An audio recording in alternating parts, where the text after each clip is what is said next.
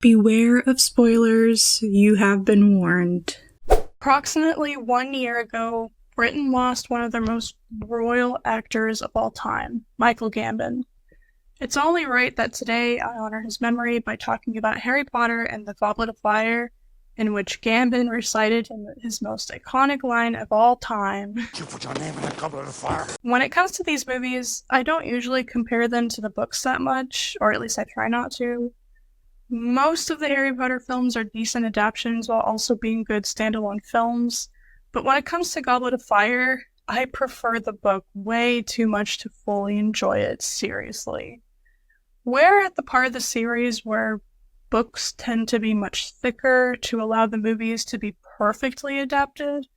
Goblet of Fire did its best and is still a decent movie, but like I said, the book is way superior.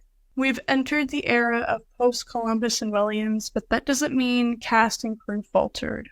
We still had David Heyman, Stuart Craig, and Steve Kloves at the helm. Mike Newell and Patrick Doyle did okay as director and composer. As for cast, all the actors portraying those from Garrett Strang and Beauxbatons were good, including Francis de la Tour and Predrag Bielek as Maxime and Karkaroff. The film introduced Katie Leung as Cho Chang and also provided infamous one-time appearances of Robert Pattinson, David Tennant, and Roger Lloyd Pack as Cedric and the Barty Crouches. The two best cast additions definitely had to be Brendan Gleeson and Ralph Fiennes. Gleeson's portrayal of Mad-Eye Moody is exactly how I always imagined it in the books, and the legendary Fiennes must be one of the greatest casting decisions made in the series because he just owns every scene Voldemort is in. Despite little flaws here and there, and major flaws everywhere else, the Triwizard Tournament was fun to watch. That's one thing they did perfectly. I just wish the schools and champions had more time to be fleshed out. It also would have been cool to spend more time at the Quidditch World Cup. The worst adapted sequence, hands down, not just for the Quidditch, but also for the wizarding cultures around the world. This is also the first movie where we see a sore absence of the general ghost population floating around Hogwarts. Yeah, I noticed, even if no one else talks about it. I love the Yule Ball scene. I do listen to the Weird Sister songs, like, all the time. Hermione coming down the stairs in her gown has to be one of the characters' most iconic moments. The whole final act is superb. From Voldemort's resurrection to the credits, no matter how you feel about the rest of the movie, the final act is truly a highlight, not just for the movie, but the entire series. While it may not be my favorite, or even the best, it's definitely the one I think I quote the most. I'm not an owl! Is that a student? That's my son! That's my boy! I can touch you now. Man, just all the memes from this movie. It makes it all worth it, honestly. And again, Harry Potter fans will never, ever, ever forget or forgive when Dumbledore asked Harry, You put your name in the Goblet of Fire. Calmly. Deathnote was one of the first animes I ever watched, and it definitely lived up to the hype. It's been like 10 years, so I decided to revisit. Light becomes Kira when he finds the Death Note and begins to use it to mass murder criminals. It's a joy to see just how brilliant the character is through the show as he is constantly setting ingenious plans into motion that work under everyone's nose. His Shinigami, Ryuk, is quite literally iconic. It's so interesting how Light never takes the Shinigami ideal, as it's more impressive with what he was able to accomplish without knowing everyone's true names, namely L. The concept of the Death Note is unique. The way Light uses it gives Light an obvious god complex as he sends criminals to a deserved fate. His nemesis is equal, L. L is one of the best anime characters I've ever seen. He is quirky and adorable and insanely intelligent. If anyone was to discover Kira's identity, it would be him. Misa is every emo weeb's crush. She is adorable, allows herself to be manipulated by her ultimate crush Light, but also has her own set of skills and intelligence that comes to use when her or Light need it most, which isn't very often, or as often as we'd like to be honest. Adding a second Kira also added depth to the overall plot and was a brilliant twist altogether, especially adding to the fact that she took the ideal and conceived names. Misa meeting L, learning his real name, then the arrest all in that one scene. That was one of the best scenes on the show. Turns out it was all part of the plan. Memories are taken, the Shinigamis are put to work. This leads to the release of Misa and Light, as well as the partnership of Light and L in the investigation. Light is chained to L while essentially investigating himself without even knowing. Light and Misa eventually get their memories back, the whole plan is finally revealed, the real Kira returns, and it is the death of L. The episode where all goes down is honestly one of the best episodes of anime I've ever seen. It was poetry. So well written, so well done. Very satisfying to see Light win. L is my favorite, which is why I skipped through the rest of the show. But this defeat, what else can I say other than go watch it yourself, because I have no words that could correctly describe just how perfect and haunting that episode is. As I mentioned, once L dies, I lose interest completely. Nair is cute, but seems too much like the sequel to L characterized, and it's not the same. However, it's only right for Light to be defeated as well, and I'll admit, if you watch the final episodes, Light is defeated in a very satisfying way. And the final episode was actually phenomenal, and I highly recommend watching it, even if you hate the post-L arc. Overall, Deathnote still holds up as one of the greatest animes of all time, and any newcomer to anime should put it on the top of their list for sure. It was intense, interesting, well-written, tons of symbolism, lots of twists and turns. Light vs. L truly defines the series and makes the story what it is, but Light on his own created a legacy for himself as a false god of death. Were his actions considered justice? Maybe those were the intentions, but Light got lost in Kira and the game he played. He was just another clever serial killer in the end, but that doesn't make Light any less than a phenomenal character. The Plague's Tale duology really stands out against many games these days. I don't want to call it a breath of fresh air, but I love these games for how unique they are. Both games are very puzzle-heavy with some bits of combat here and there. You have to get really creative navigating through the hordes of rats, and that's it. That's the game. But as you progress, you are equipped with different tools not only to help with those puzzles, but also to stealth past or defeat enemies. Playing through both games, the diversity helps the game not feel too repetitive, and also some of these segments are not easy to get past.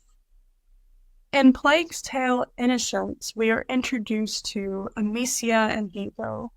Though they were never close before, they are thrown into a precarious situation as they are on the run as fugitives together, creating a survivor's bond between them, as well as strengthening their relationship as siblings.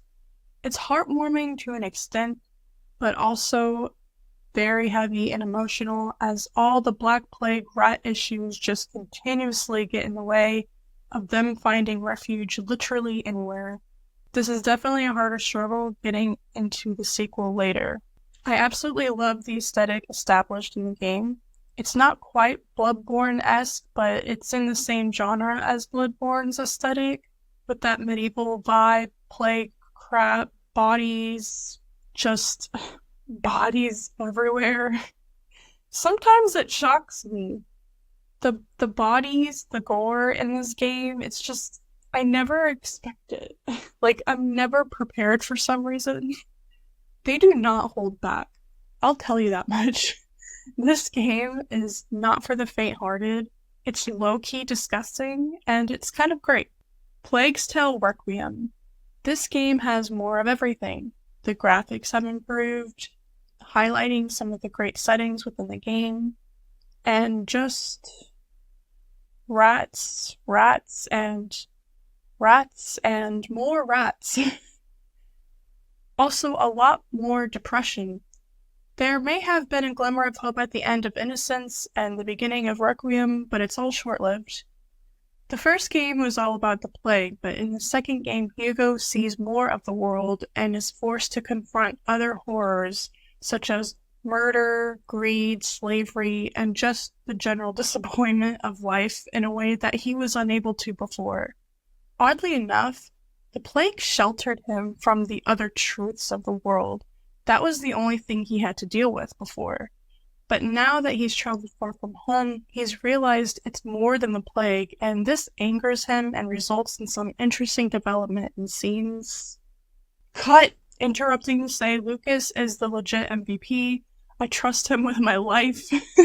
During segments when he wasn't around, I was afraid. Like, even if anything happens to him, I will kill everyone in the room and then myself. The ending of Requiem is literally like The Last of Us.